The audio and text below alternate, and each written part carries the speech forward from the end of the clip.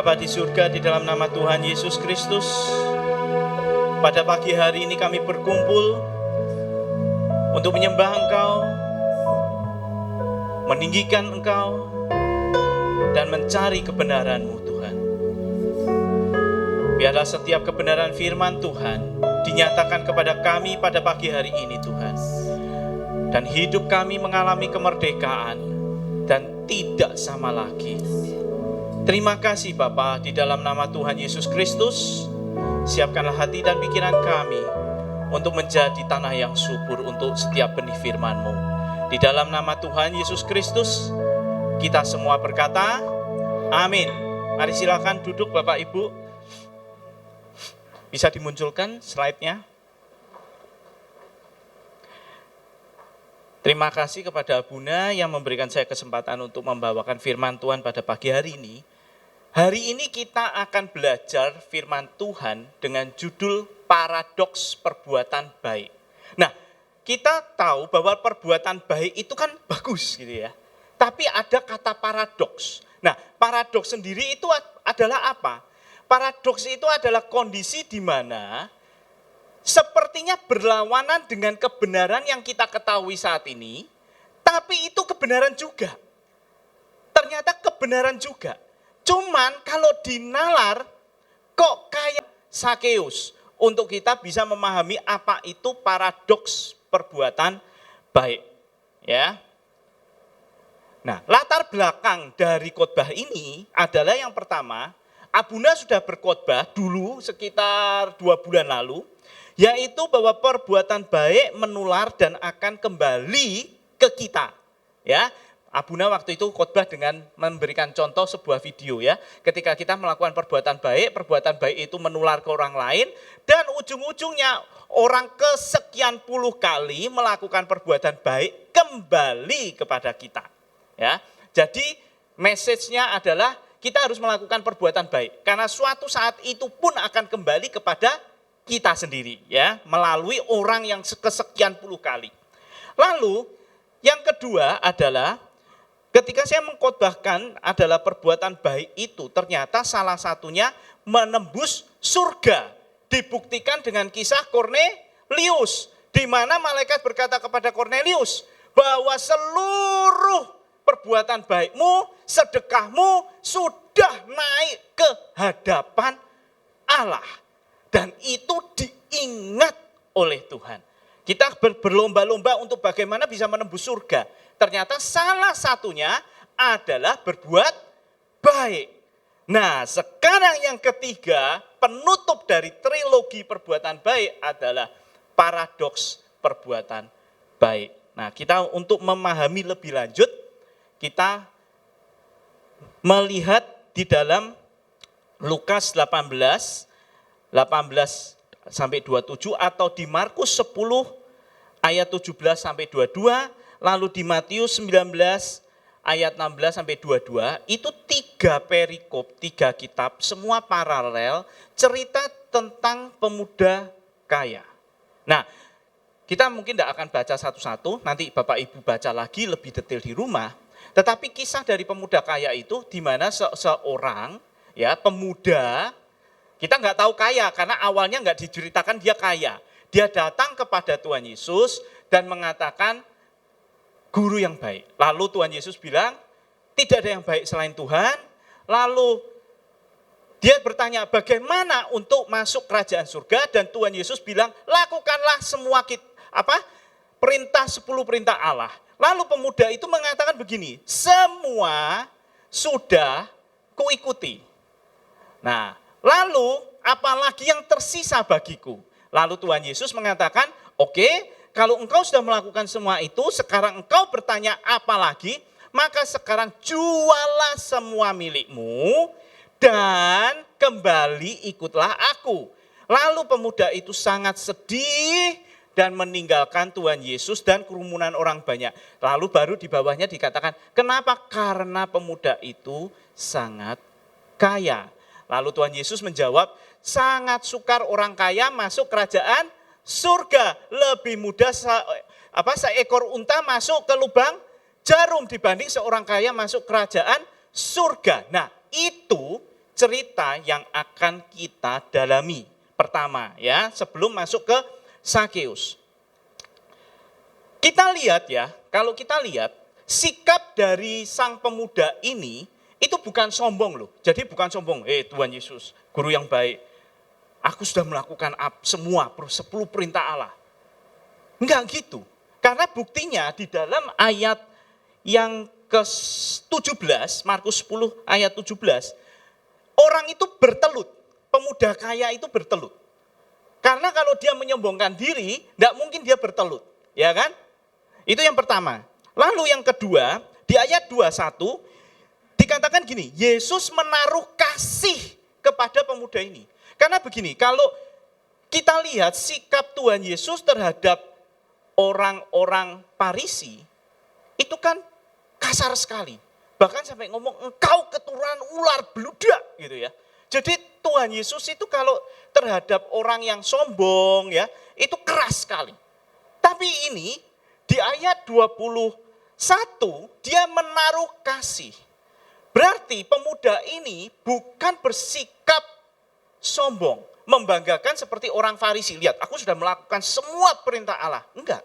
Sehingga Yesus menaruh kasih. Berarti orang ini ketika datang ke Tuhan Yesus dan mengatakan, aku sudah melakukan semua, itu dia benar-benar tulus. Dia pengen tahu apa lagi.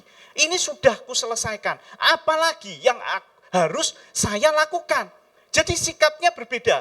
Beda dengan orang-orang Farisi. Maka Yesus menaruh kasih kepadanya. Ya. Nah, latar belakang dari kisah ini adalah pemuda kaya itu taat dalam melakukan hukum Taurat dan dia kaya. Latar belakangnya seperti itu dari pemuda ini. Nah, di dalam taat melakukan hukum Taurat, itu kan semua adalah bisa disebut dia berbuat baik sebenarnya. Kan hukum Taurat itu jangan berzina, jangan membunuh, semua itu kan perbuatan baik. Ya kan? Berarti pemuda ini sudah melakukan perbuatan baik. Bukan perbuatan jahat loh. Ini sudah melakukan perbuatan baik. Lalu respon Tuhan Yesus adalah justru membalas dengan tantangan. Ketika pemuda itu tanya, apa lagi yang harus aku lakukan? Tuhan Yesus malah nantang. Memberikan tantangan. Bukan, oh engkau harus melakukan. Enggak, justru di-challenge. Ditantang dengan mengatakan apa? Jual semua milikmu, datang ikut aku. Ditantang di situ. Nah, dari hasil tantangan Tuhan Yesus itu, respon dari pemuda kaya itu adalah kecewa, pergi dengan sedih. Pergi meninggalkan Tuhan Yesus. Karena ditulis, karena kaya. Ya. Dan respon orang-orang di sekitar Tuhan Yesus dikatakan apa? Gelisah. Gelisah kenapa? Karena mereka bilang apa? Wah, kalau gini caranya, siapa yang bisa masuk surga?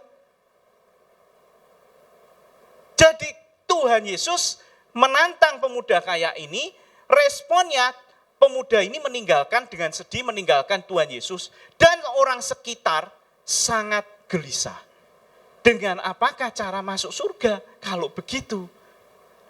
Nah, kalau kita rangkum semua ini, cerita ini, ya, itu artinya bahwa di dalam hadapan Tuhan, seluruh perintah Allah itu belum cukup. Nah, Tuhan sendiri itu menantang pemuda itu dengan mengatakan begini, jual semuanya, berikan orang miskin, kamu ikut aku. Itu sebenarnya adalah perintah Allah nomor 1. Bahwa jangan menyembah Allah lain, hanya Tuhan saja, tidak ada Allah yang lain. Nah, di sini Tuhan Yesus membandingkan Mamon itu dengan Tuhan sendiri. Jadi sebenarnya kalau dikatakan orang pemuda kaya ini sudah melakukan 10 perintah Allah semuanya, maka bisa disimpulkan belum. Kenapa? Justru yang nomor 1, perintah nomor 1, dia gagal. Nggak usah turun yang kedua, ketiga, keempat, kelima, sampai 10. Nomor 1 aja sudah gagal. Dan Tuhan Yesus ingin untuk merubah paradigma pemuda kaya ini, bahwa engkau yang mengatakan engkau sudah melakukan 10 perintah Allah, nomor 1 aja kamu nggak bisa. Dengan apa? Saya uji bahwa Tuhanmu adalah Tuhan atau uangmu. Walaupun engkau sudah berbuat baik seperti apapun. Tapi nomor 1 aja, engkau enggak lolos. Jadi perbuatan baik dalam kisah ini, bagi Tuhan, nothing. Tidak ada artinya. Karena nomor 1 pun, engkau sudah tidak sanggup melewatinya. Dan bukankah berapa banyak anak Tuhan, kalau ditanyakan oleh Tuhan Yesus dan dinyatakan oleh Tuhan Yesus, ketika engkau sungguh-sungguh, Tuhan aku mau ikut engkau. Dan Tuhan Yesus selalu menjawab, oke, jualah semua harta milikmu, berikan kepada orang miskin, dan ikutlah aku. Maka kita pun mungkin akan berespon yang sama. Sedih dan meninggalkan. Dan mungkin kita yang berada di sekitar itu juga mengatakan, aduh gimana kayak gini susahnya ikut Yesus. Ya kan? Belum lagi orang yang membanggakan, karena begini, saya pernah menemui beberapa orang ya, tante-tante, saya tanya, tante yakin masuk surga? Oh yakin sekali, yakin. Loh kenapa tante yakin? Karena aku selama ini berbuat baik. Dia mengatakan itu. Saya yakin pasti masuk surga. Kenapa? Karena selama ini saya hidupnya baik. Saya berbuat baik. Saya nolong banyak orang. Saya pasti masuk surga. Tapi kalau dihadapkan dengan kisah ini, masuk surga enggak? Enggak. Enggak bisa. Standarnya bukan perbuatan baik untuk masuk ke surga. Nah, kita lihat Sakeus. Nah, Sakeus ini hanya muncul di kitab Lukas, di Matius, Markus enggak ada. Tetapi ketika kalau kita baca di Lukas, maka tertulis itu pasal 19. Sedangkan kisah pemuda kaya ada di kitab Lukas pasal 18. Nah, kalau Bapak Ibu mau pelajari, di dalam kitab Alkitab kita sebelum dibuat pasal-pasal seperti itu kan sebenarnya tidak ada angkanya dan terus panjang, continue gitu. Tapi kalau untuk kita maka diberi pasal, diberi ayat untuk memudah dan untuk mencari dan mempelajarinya. Tapi kalau kita lihat sebenarnya antara 18 dan 19 itu kan sebelahan dan tinggal nyambung. Ya kan? Nah, kalau nyambung, ada kemungkinan bahwa Tuhan Yesus sedang berusaha untuk membandingkan antara pemuda kaya itu dengan kisah Sakeus. Nah, kita coba lihat Sakeus. Sikap Sakeus ketika dengar Tuhan Yesus datang, maka yang dilakukan apa? Dia orang yang tidak percaya diri loh. Orang yang tidak percaya diri. Maka dikatakan di Lukas 19 ayat 3, dia mencoba melihat, lalu di ayat 4 dia memanjat pohon. Sekarang begini, dia kan latar belakangnya apa sih? Dia latar belakangnya adalah pemungut cukai. Berarti dianggap orang yang berdosa. Kenapa? Karena dia menindas bangsanya sendiri untuk kepentingan bangsa Roma, untuk memungut pajak, ya kan? Dan dia sendiri pasti kaya pemungut pajaknya. Nah, dia seharusnya kan punya jabatan, ditakuti oleh orang-orang lain karena status jabatannya sebagai pemungut cukai, bahkan dibenci oleh sesamanya. Nah, tapi dia di hadapan Tuhan Yesus itu seperti tidak percaya diri. Harusnya ya, kalau dia pejabat ya, dia punya jabatan, ditakuti orang, dibenci orang ya, dia langsung datang, itu kan orang memberi, silakan Pak, silakan. Mau ketemu Tuhan Yesus, silakan, kan begitu. Tapi dia enggak loh. dia tidak punya percaya diri. Sehingga dia tidak berani mendatangi kerumunan, tapi justru dia manjat lihat dari kejauhan. Itu yang terjadi dari Sakeus. Apa yang dilakukan? Nah, respon Tuhan Yesus adalah justru, aku mau numpang di rumahmu. Aku pengen tinggal bersamamu. Responnya seperti itu.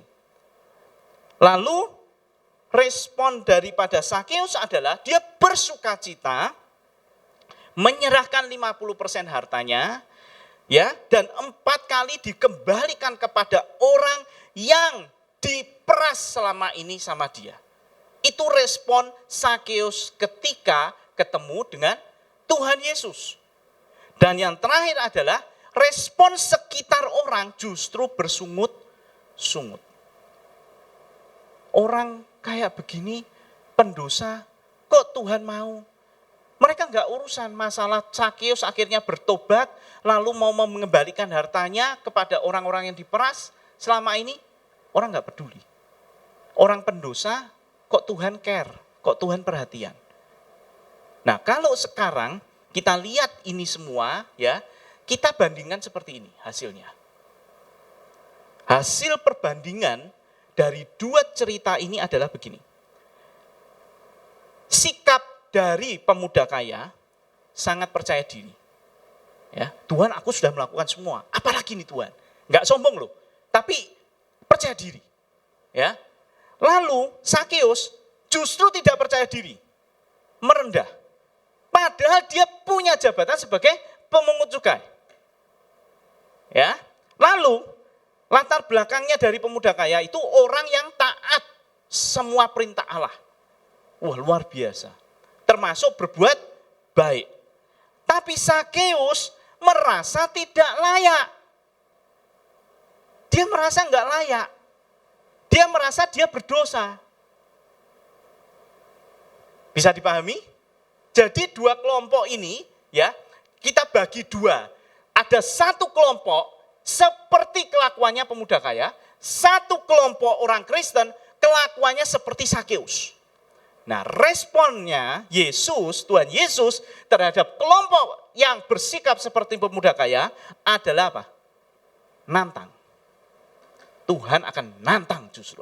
Ketika engkau datang ke Tuhan dengan kepercayaan dirimu bahwa engkau telah melakukan semua perintah Allah, termasuk melakukan semua perbuatan baik, Tuhan Yesus justru menantang.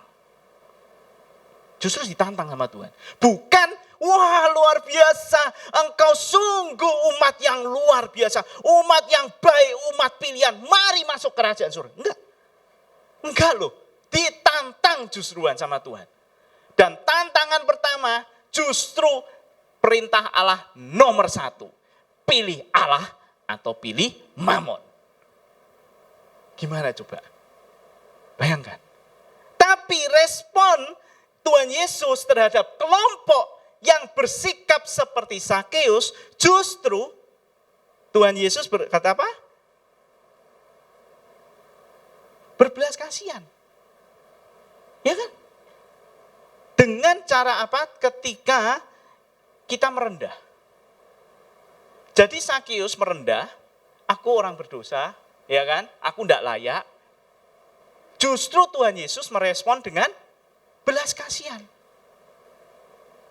Nah, kita lihat respon kelompok pertama, ketika ditantang Tuhan Yesus, justru sedih dan kecewa, lalu meninggalkan Tuhan. Sedangkan kelompok yang kedua justru bertobat dan melakukan perbuatan baik. Lihat perbedaannya. Ketika engkau datang ke Tuhan dengan seluruh perbuatan baikmu, lihat Tuhan, rapotku biru semua loh Tuhan. Selama ini aku nyumbang gereja Tuhan. Selama ini aku melakukan makan ke fakir miskin Tuhan. Lihat rapotku biru semua Tuhan. Aku setiap pagi tidak pernah luput untuk berdoa Tuhan. Aku tidak pernah luput untuk bangun pagi Tuhan. Pokoknya semua perpuluhan lengkap Tuhan. Buah sulung lengkap, persembahan apa aja yang disuruh Taurat semua aku lakukan. Tapi respon Tuhan Yesus justru tidak welcome tuh. Dan akhirnya yang terjadi, orang yang akan maju dengan sikap seperti pemuda kaya akan kecewa. Loh kok Tuhan gini toh? Nah selama ini perbuatanku baik buat apa Tuhan? Betul kan? Kecewa kan? Nah terus ngapain tuh Tuhan aku ngasih setia, persembahan dan segala macam semua perbuatan baikku. Kok Tuhan begini? Kenapa? Pemuda kaya itu menganggap bahwa Tuhan seharusnya, wah engkau sungguh luar biasa, dipuji kan? Tapi sama Tuhan justru apa? Dipojokkan. Sampai nggak bisa berkutik. Justru dikasih tantangan yang nggak mungkin dia bisa lakukan. Ya kan? Tapi ketika kelompok kedua bersikap seperti Sakeus, Tuhan, aku berdosa. Aku nggak bisa apa-apa Tuhan. Semua perbuatan baikku sampah Tuhan. Nggak ada artinya sama engkau. Justru Tuhan, aku mau tinggal di rumahmu. Dan ketika Tuhan Yesus mengatakan, aku ingin tinggal di rumahmu, otomatis kelompok yang kedua akan bersikap, wah puji Tuhan, mulai hari ini aku akan berbuat baik lebih lagi. Hasilnya seperti itu. Dan orang di sekitar kita, ya, terhadap kelompok yang pertama, ya ampun, orang baiknya kayak gitu aja. Kok Tuhan begitu? Lah aku gimana? Yang perbuatan baiknya kalah baik dibanding orang itu. Tapi yang di sekitar Sakeus, justru kelompok kedua, orang Kristen ketika melihat seorang pendosa bertobat, kembali ke Tuhan, dan melakukan perbuatan baik, justru bersungut-sungut. Dia kan dulu nipu aku Tuhan. Utangnya aja belum dibalikin. Kok sekarang kau berkati? Gampang mentok Tuhan. Tinggal ikut engkau bertobat terus kau berkati, kok gampang mentok Tuhan. Lah selama ini aku ikut kau buat apa Tuhan? Aku setia enggak kayak dia. Lihat, siapa yang kehilangan kerajaan surga? Ya kan? Kalau kita lihat, inilah sebenarnya yang kita sebut sebagai paradoks perbuatan baik. Selama ini kita menganggap bahwa perbuatan baik itu akan menguntungkan kita dengan, ya tadi, nular ke orang, kembali ke kita. Yang kedua itu tembus ke surga, itu membawa semua kebaikan dan manfaat kepada kita kalau berbuat baik. Tetapi dihantam dengan sikap Yesus terhadap dua kisah ini, terjadilah paradoks perbuatan baik. Yang dinyatakan bahwa perbuatan baik tidak punya arti apa-apa. Nah, kalau kita simpulkan ya bahwa perbuatan baik itu memang baik. Jangan lupa untuk tetap dilakukan. Itu enggak salah, perbuatan baik itu baik. Tetapi jika perbuatan baikmu itu dibanggakan ke Tuhan, dibawa ke Tuhan, maka Tuhan akan bersikap sebagai hakim. Jadi kalau kita membanggakan perbuatan baik kita, rapot biru kita, Tuhan akan bersikap sebagai hakim. Dengan apa? Kenapa disebut hakim? Karena dia mengatakan apa? Oke, engkau sudah melakukan semua hukum, sekarang lakukanlah hukum yang ini terakhir. Jual semuanya, berikan orang miskin, kembali ikut aku. Dengan cara apa itu? Menantang hukum yang pertama. Kasihlah Tuhan Allahmu melebihi yang lain. Melebihi mamon.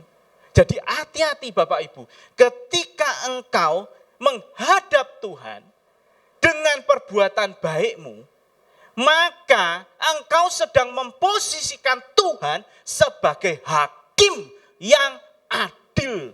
Dan siapapun manusia di bumi ini tidak akan satu pun mampu memenuhi semua syarat yang diinginkan oleh hakim yang maha adil itu.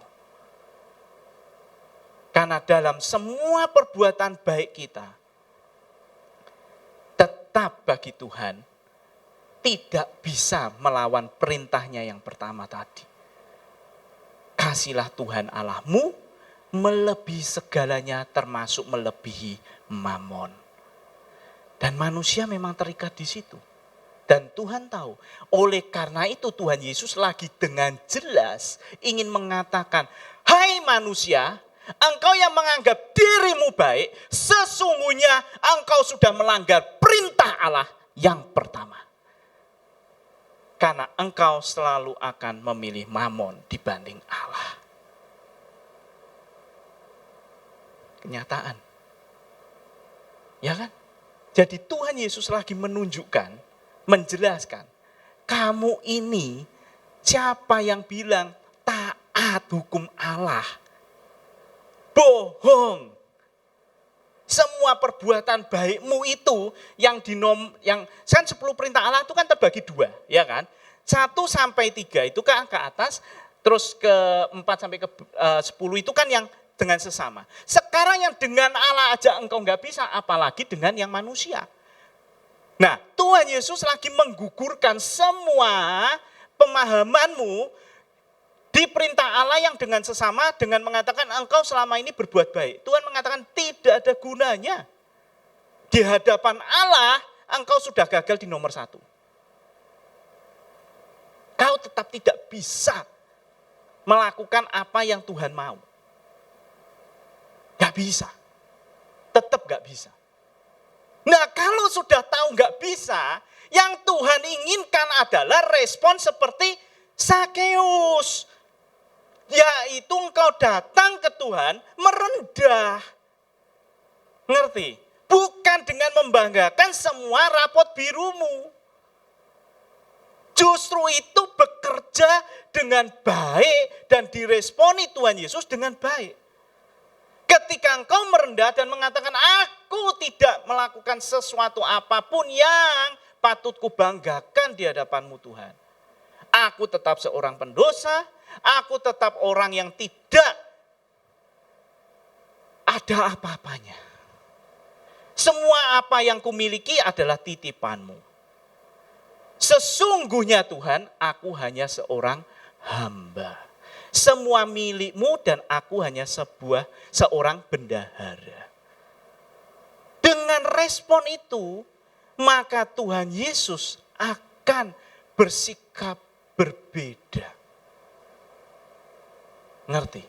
Jadi 2 perikop ini kenapa digabungkan, itu karena Tuhan Yesus lagi ingin menjelaskan bahwa Tuhan akan bersikap berbeda terhadap pendosa tergantung pertobatannya. Kalau yang di pemuda kaya itu ngotot, aku kan orang baik, ngapain aku harus bertobat? Selama ini hidupku baik, aku melakukan, aku taat semuanya, rajin ke gereja dan semuanya. Ya kan? Bahkan aku yakin masuk surga karena perbuatan baikku. Tuhan pasti tidak akan melupakan perbuatan baikku. Tapi yang di sini, Tuhan ampunilah aku hari ini berdosa. Aku masih banyak kesalahan ya Tuhan. Aku masih banyak kekeliruan. Aku masih melanggar banyak perintah-Mu. Tuhan kasihanilah aku. Tolong proteksi saya Tuhan. Aku enggak mampu Tuhan. Walaupun gelar-Mu S3. Tetapi Engkau datang ke Tuhan dan mengatakan, ya Tuhan, sesungguhnya semua pengetahuan yang ada padaku adalah milik-Mu. Datangnya daripada-Mu. Bukan seperti sikap pemuda kaya ini. Bahwa Tuhan lihat aku S3. Aku pinter kan Tuhan, aku bisa memiliki perusahaan, aku punya karyawan begitu banyak, memimpin banyak orang karena hikmat. Karena aku pandai. Tapi harusnya bersikap seperti Sakeus. Tuhan walaupun perusahaanku besar, karyawanku banyak, aku diberikan tugas oleh Tuhan untuk memimpin begitu banyak karyawan. Tetapi sesungguhnya ketika engkau bersikap seperti Salomo, Seperti itu, maka Tuhan responnya akan beda. Tetapi Tuhan, berikanlah aku hikmat, berikanlah aku hati yang bijaksana, supaya aku bisa memimpin pegawaiku, aku bisa memimpin perusahaanku dengan baik. Aku butuh itu Tuhan. Maka Tuhan akan berkata seperti apa? Seperti Salomo. Karena engkau tidak minta umur panjang, engkau tidak minta kekayaan, engkau merendah, engkau minta hikmat dengan gini. Salomo itu minta hikmat ke Tuhan, itu kan alasannya untuk memimpin bangsa Israel. Nah, ketika Salomo minta hikmat untuk memimpin bangsa Israel, itu artinya apa? Dia bersikap kelompok 1 atau kelompok 2. Pada posisi dia sudah jadi raja. Ayo, sikapnya yang kelompok 1 atau yang kelompok 2? Dia memilih yang kelompok 2. Dia mengatakan, Tuhan, aku butuh hikmat. Artinya apa? Aku tidak punya hikmat Tuhan. Tolong aku. Dia merendah. Dia merendah datang ke Tuhan. Tuhan, please. Aku butuh bantuanmu. Berikan aku hikmat untuk menjadi raja atas bangsa Israel. Berikan aku hikmat. Bukan dengan sikap seperti yang pertama. Tuhan, aku berhasil menjadi raja bangsa Israel. Ya toh? Kekayaanku, kepandaianku. Dan dia mulai menyombongkan diri. Enggak. Salomo bersikap persis seperti Sakeus. Dia merendah dan dia mengatakan, tolong Tuhan. Maka bisa disimpulkan sebenarnya begini. Tuhan itu menolong, respon Tuhan Yesus menolong kita. Ketika kita datang ke Tuhan dengan begini, dengan bawa rapot biru, atau engkau datang ke Tuhan dengan, tolong aku. Aku bukan siapa-siapa Tuhan. Walaupun aku memimpin perusahaan, punya karyawan ratusan orang. Kekayaanmu mungkin tidak habis 7 turunan. Kepandaianmu sampai S3 aja tidak cukup, S4 aja kalau ada bisa kamu ambil. Cuma karena tidak ada S4 kamu berhenti di S3. Semua yang engkau banggakan, semua yang engkau capai, di hadapan Tuhan engkau hadapkan sebagai nothing. Tidak ada artinya Tuhan. Bagiku ini semua tidak layak. Tetap aku butuh engkau Tuhan. Itu yang ingin Tuhan ajarkan. Nah, kesalahan dari kelompok yang satu, pemuda kaya ini ada di sini. Coba di Matius 19 ayat 27 sampai 29. Ya, Matius 19 27 sampai 29. Nah, jadi ini adalah lanjutan yang di atas, ya. Saya bacakan. Lalu Petrus menjawab dan berkata kepada Yesus, kami ini loh Tuhan, sudah meninggalkan segala sesuatu dan mengikut engkau, jadi apa yang kami peroleh? Kan tadi Tuhan Yesus bilang sama pemuda kaya itu, jual lo semua, ikut aku. Ya kan? Nah, orang yang belum melakukan, kan bingung. Waduh kok sulit banget ya, sedih, ninggalin Yesus. Nah, sekarang ada murid Yesus yang sudah melakukan itu. Nah, sehingga mereka ketika mendengar respon Tuhan Yesus terhadap pemuda itu, mereka katakan ini, loh lah kalau gitu kita ini dapat apa Tuhan? Aku kan sudah ninggalin engkau. Petrus bilang, aku kan sudah meninggalkan semua, aku ikut engkau. Lah aku dapat apa kalau gitu? Ngerti? Paham ya? Bisa dipahami perikop ini ya. Nah, lalu masuk ke ayat 28, ya. Dikatakan begini, kata Yesus kepada mereka, aku berkata kepadamu, kepada Petrus dan orang-orang murid-murid yang sudah melakukan perintah Tuhan Yesus yang tadi, tantangan tadi, ya. Sesungguhnya pada waktu penciptaan kembali, ini bahasanya, bahasa Inggrisnya regeneration. Jadi nanti akan ada dunia yang baru. Sesuatu yang baru, ya. Apabila, nah saat itu yang baru itu adalah apa? Ketika apabila anak manusia bersemayam di tahta kemuliaannya. Ya, kamu Petrus dan orang-orang yang telah meninggalkan semuanya memilih Tuhan dibanding Mamon, maka engkau akan duduk juga di atas 12 tahta untuk menghakimi ke-12 suku Israel. Lalu ayat 29 mengatakan begini, dan setiap orang, lihat, setiap orang, berarti kita nih ya, bukan cuma murid Yesus ya. Dan setiap orang yang karena namaku meninggalkan rumahnya, saudaranya laki-laki atau saudaranya perempuan, bapak atau ibunya, anak-anak atau ladangnya akan menerima kembali 100 kali lipat dan akan memperoleh hidup yang kekal. Nah, harusnya pemuda kaya ini enggak buru-buru meninggalkan Tuhan Yesus. Harusnya jangan buru-buru. Tunggu sekian menit lagi, maka dia akan mendapatkan informasi tambahan dari Tuhan Yesus. Bahwa jika engkau meninggalkan semuanya, mengikut Tuhan, itu sebenarnya begini Bapak Ibu. Bukannya kalau saya ya, itu bukannya kau harus meninggalkan keluar rumah, oh punya istri terus ditinggal gitu, punya anak tinggal, pokoknya ikut Tuhan gitu. Enggak. Saya lebih melihat ke sikap Sakeus. Ngerti? Bahwa Tuhan yang diutamakan. Tidak totally hatimu, pikiranmu terhadap perusahaanmu, terhadap keluargamu mati-matian, tapi Tuhan dilupakan. Ngerti? Nah Tuhan berkata, jika engkau memilih aku dibanding yang lain, dalam arti hati pikiranmu itu tetap mencari Tuhan, maka dia berjanji, engkau akan terima 100 kali lipat. Apa yang telah engkau korbankan untuk Tuhan.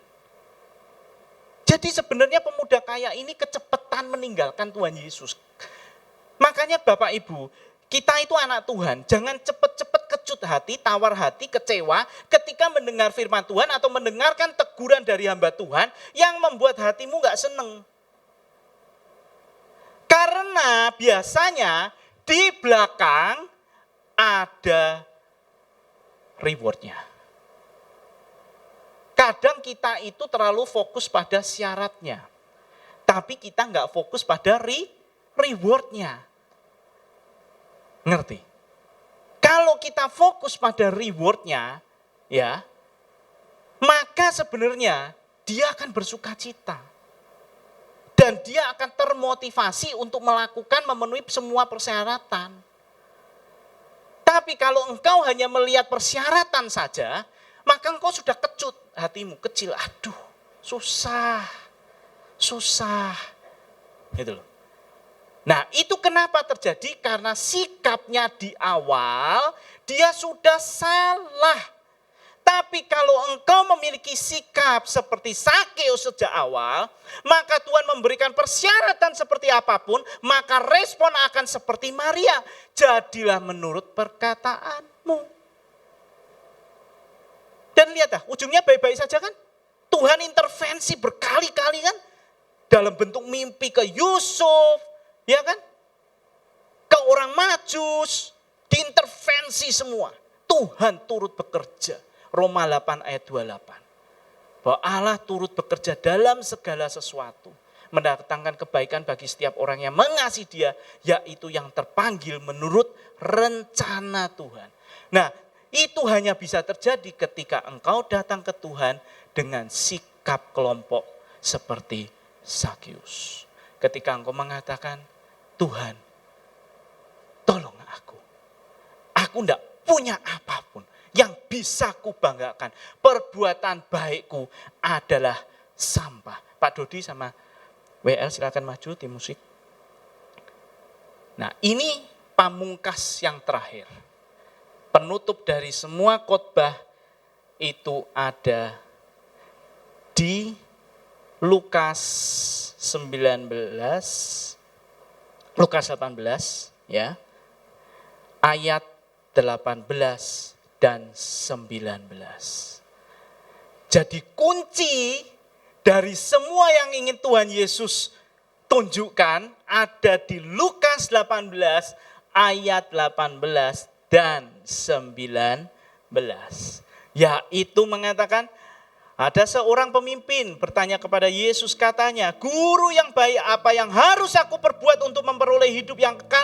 Maka jawab Yesus mengatakan, "Mengapa kau katakan aku baik? Tak seorang pun yang baik selain daripada Allah saja." Maka di sini disimpulkan, ini kesimpulannya Tuhan Yesus sendiri yang mengatakan, "For semua yang kau lakukan perbuatan baik, engkau tidak bisa disebut baik. Yang baik hanya Tuhan. Kalau yang baik hanya Tuhan, maka engkau, kita yang selama ini melakukan perbuatan baik di hadapan Tuhan, tetap dikatakan engkau belum berbuat baik. Tidak cukup. Standar Tuhan tinggi sekali.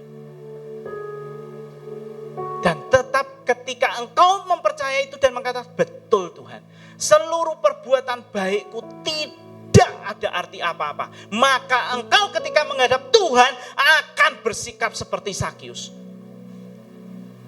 Hanya ketika engkau mengatakan, "Hanya engkau yang baik Tuhan, bukan aku." Seluruh perbuatan baikku Tuhan, nothing. Seluruh kepandaianku Tuhan, nothing. Seluruh hikmat yang aku miliki Tuhan, nothing. Seluruh kekayaan yang aku miliki Tuhan, nothing di hadapan. Dengan itu, maka engkau bisa menghampiri Tuhan, bersikap seperti Sakeus. Hanya dengan itu. Selama engkau tetap membawa rapotmu yang biru, dan menganggap engkau baik, engkau gak bisa menghadap Tuhan seperti Sakeus. Gak bisa. Sebab Tuhan Yesus berkata apa? Tidak ada yang baik. Kalian semua tidak ada yang baik. Yang baik hanya Allah. Hanya Bapa. Nah, sekarang pertanyaannya,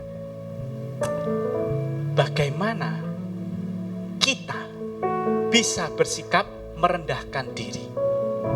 Karena itu kan yang Tuhan mau kan, dari Sakeus kan begitu kan. Kita menyontoh seperti Sakeus kan, merendahkan diri, mengatakan, "Tuhan, aku orang berdosa, aku tidak layak, tolong aku Tuhan, layakkanlah aku Tuhan." Dan belas kasihannya turun. Caranya gimana? Nah,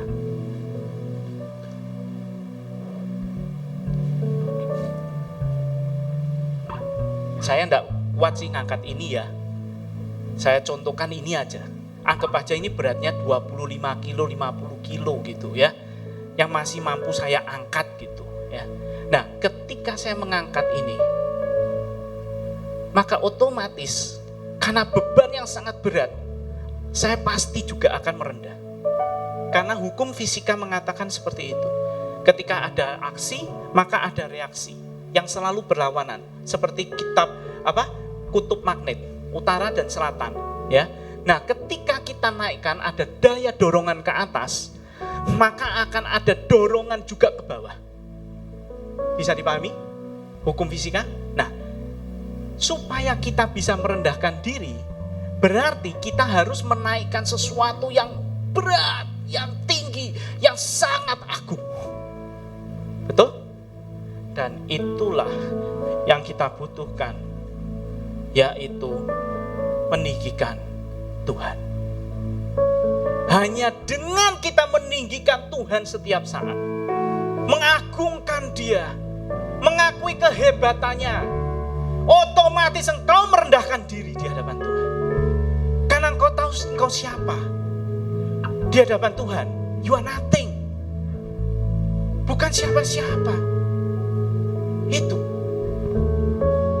hanya dengan cara meninggikan Tuhan saja, maka engkau merendahkan dirimu serendah-rendahnya. saya setiap pagi datang ke Tuhan, saya bukan hanya begini nih, Bapak Ibu. Saya sampai tersungkur, muka ke tanah. Dan saya selalu katakan, Tuhan, tolong aku. Aku tidak bisa apa-apa. Kekuatanku terbatas. Kepandaianku terbatas. Walaupun saya ngajar ratusan murid. Dan mereka menganggap saya pintar. Tetap saya bilang, aku bukan siapa-siapa. Tolong aku Tuhan. Kepandaianku terbatas. Kemampuanku terbatas. Kesehatanku terbatas. Semuanya yang aku miliki terbatas.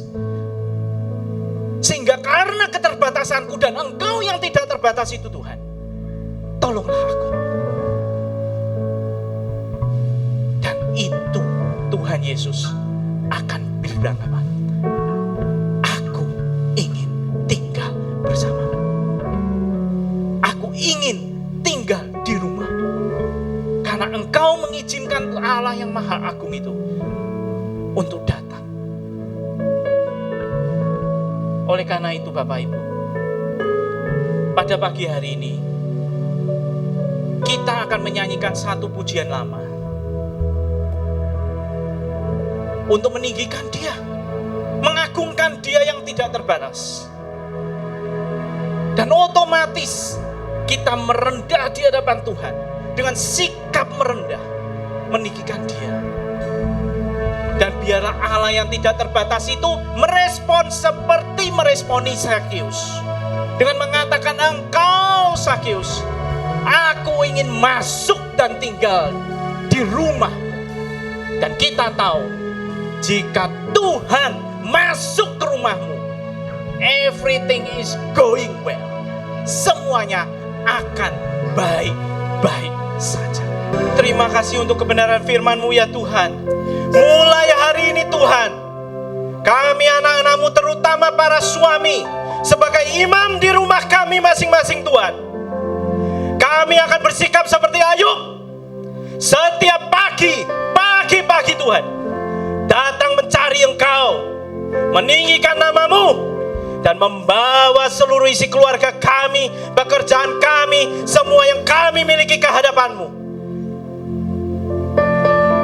Sebagai bukti, itu pekerjaan-Mu. Dan biarlah Engkau bersedia tinggal di rumah kami Tuhan.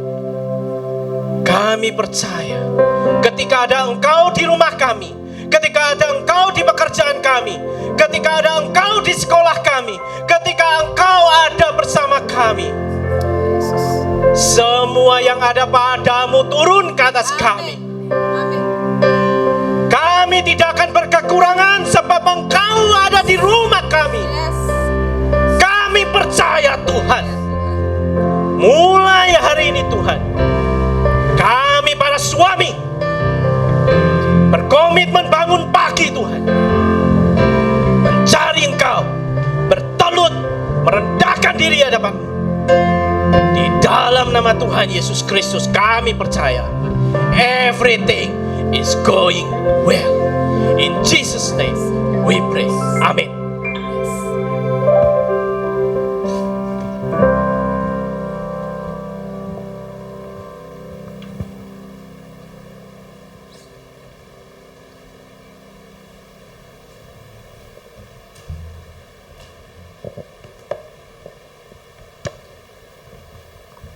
Shalom, Bapak Ibu, terkasih dalam nama Tuhan Yesus. Selamat pagi, terima kasih. Puji Tuhan, hari ini kita sudah mendengarkan firman Tuhan yang begitu luar biasa. Terima kasih Pak Jimmy. Kami menyambut jemaat yang baru pertama kali hadir dalam ibadah G2CC dan belum memiliki ibadah yang tetap. Kami menantikan kehadiran Bapak Ibu dalam ibadah G2CC berikutnya. Kami mengundang selamat datang kepada Saudari Tania dari Karangturi. Selamat pagi. Terima kasih.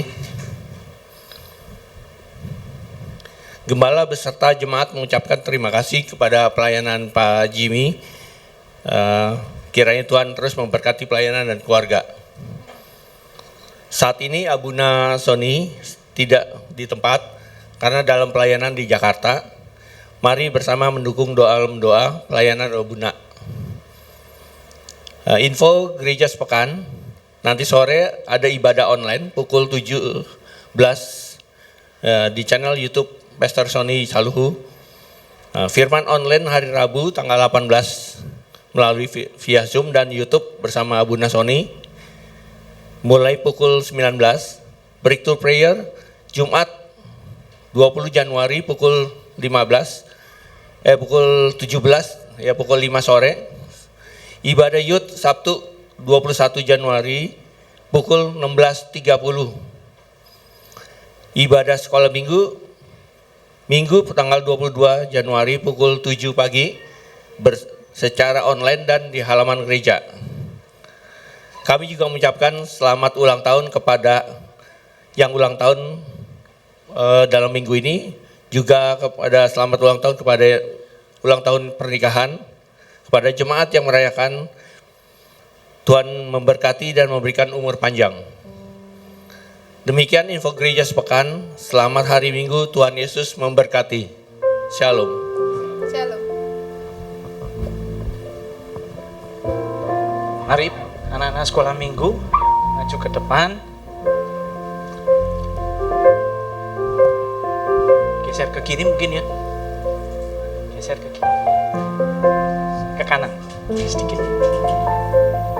Mari Bapak Ibu, kita angkat tangan kita, mendoakan, memberkati mereka semua, anak-anak generasi penerus dan juga para guru sekolah minggu. Bapa di surga, seperti Engkau memberkati semua umat-umat-Mu, Engkau berkati anak-anak ini ya Tuhan, seperti Engkau memberkati aku, Engkau berkati mereka. Pakai usia mereka sejak muda takut akan Allah dan mencari hadirat-Mu, dan hikmat yang daripadamu Tuhan turun atas mereka, supaya mereka menjadi berbeda dibanding dengan anak-anak yang lain. Di dalam nama Tuhan Yesus Kristus, berkati para guru sekolah minggu dalam kerelaan mereka untuk membimbing anak-anak ini, bahwa tidak ada yang sia-sia Tuhan. Semua akan kembali kepada mereka 100 kali lipat. Di dalam nama Tuhan Yesus Kristus kita berdoa mengucap syukur. Amin.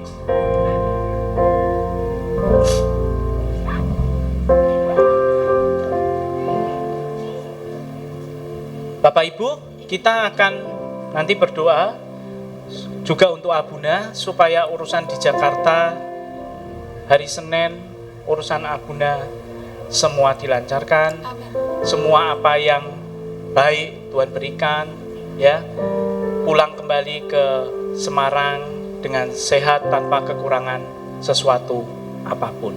Mari kita bangkit berdiri.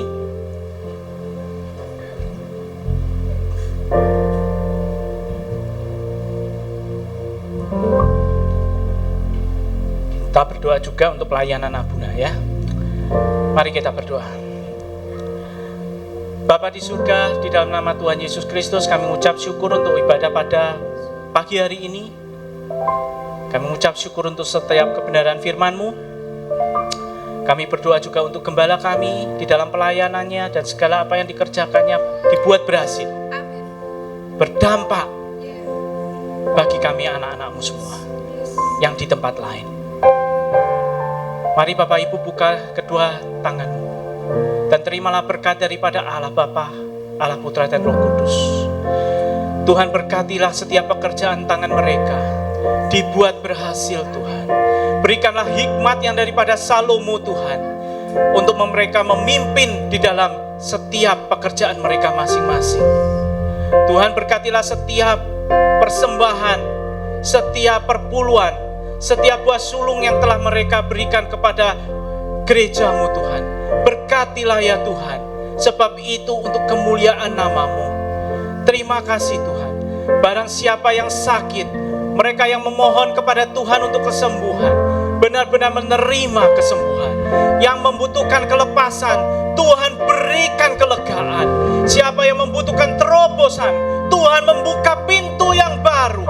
Di dalam nama Tuhan Yesus Kristus, semua yang mengucap syukur dan berkata Tuhan baik, berkata amin di dalam nama Tuhan Yesus.